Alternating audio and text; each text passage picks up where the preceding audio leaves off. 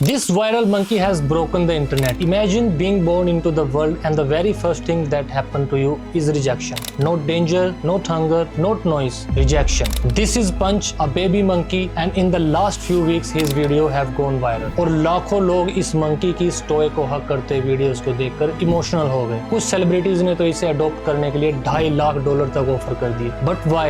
That's what we are answering today because this story is not really about a monkey. It never was. Who is Punch and why is everyone talking about him? जुलाई 2025 की बात है। Japan में extreme heat wave के समय इचिवाका city की एक जू में एक बेबी मकाऊ पैदा होता है। And within minutes of entering this world, his mother looks at him and turns away. Now in the wild, that basically a death sentence. Baby macaws survive by clinging to their mother. They build their muscle that way. They build their immune system. They learn what's safe and what isn't. Without a mother, you have nothing. जू staff ने जैसे ये notice किया कि उसकी माँ उसे ignore कर रही है, उन्होंने तुरंत इंटरवीन किया। They started bottle feeding, round the clock care and constant monitoring. Finally, they named him Punch. Physically he made it, but emotionally he was completely alone. इसलिए जू स्टाफ ने पंच को एक प्लस टॉय लाके दिया so that he can feel he has something to play with. But what happened next was really heart touching. Feeding time चल रहा था, बाकी सारे मंकीज फूड की तरफ दौड़ते हैं, पंच भी दौड़ता है लेकिन फूड की तरफ नहीं। वो एक अपोजिट डायरेक्शन में भागता है अपने स्टफ टॉय के पास। He wraps his tiny arms around it and holds on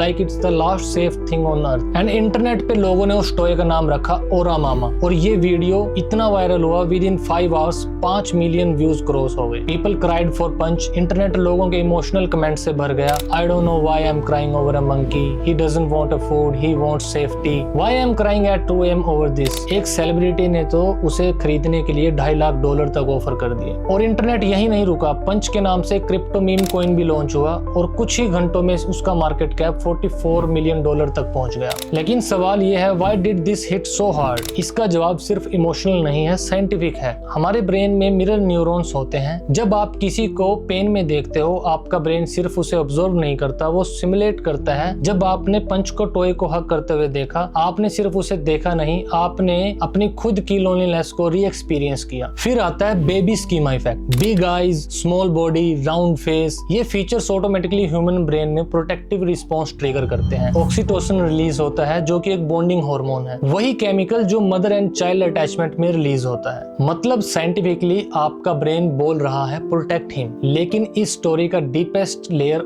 और भी इंटरेस्टिंग है। पंच ने फूड चूज नहीं किया, उसने चूज की सेफ्टी। और हर इंसान ने लाइफ में कभी ना कभी वो मोमेंट फील किया है जहां सर्वाइवल का मतलब एम्बिशन नहीं, कंफर्ट होता है। जब आपको सिर्फ कोई सेफ जगह चाहिए होती है, जब आपको किसी चीज को हक करना होता है। पंच वीक नहीं था, वो सर्वाइव कर रहा था और somewhere inside millions of people related to that. लेकिन वायरल क्लिप्स के बियॉन्ड रियलिटी थोड़ी हार्श है। मंकी सोसाइटी में एक हायरार्की होती है। बड़े मंकी डोमिनेंस शो करते हैं, फूड एक्सेस कंट्रोल होता है। Without a mother Punch vulnerable है। रिसेंट फुटेज में उसे कभी कभी पुश भी किया गया है, बट जू का इंटीग्रेशन प्लान चल रहा है। स्लोली स्टेप बाय स्टेप उसे ट्रूप्स में री इंट्रोड्यूस किया जा रहा है। कुछ मंकीज उसे ग्रूम करते हुए भी दिखाई दिए हैं और प्रीमेट वर्ल्ड में ग्रूमिंग एक्सेप्टेंस का साइन होता है। ओरा मामा अभी भी है, लेकिन पंच उसे अब थोड़ा कम टाइटली हक करता है। Because maybe that toy was never meant to be permanent. वो एक ब्रिज था, ट्रॉमा से ट्रस्ट तक का ब्रिज। अब बात करते हैं कंट्रोवर्सी की। ट्रिस्टन टेट ने पंच का वीडियो रीपोस्ट किया एंड लिखा which zoo owns this monkey,